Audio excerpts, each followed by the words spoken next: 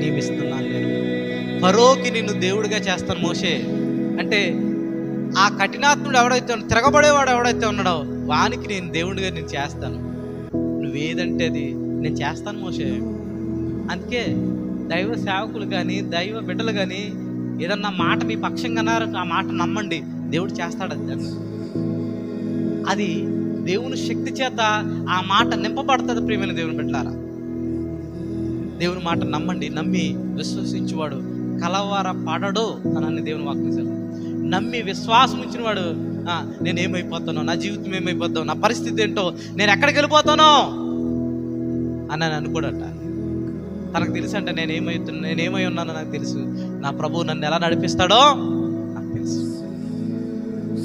ఈ రాత్రికాల సమయంలో మిమ్మల్ని ధైర్యపరచడానికి మరొక మాట తెలియదు. ఫరోకి దేవుని చేస్తాను మోషే నేను. చూద్దాం 2వ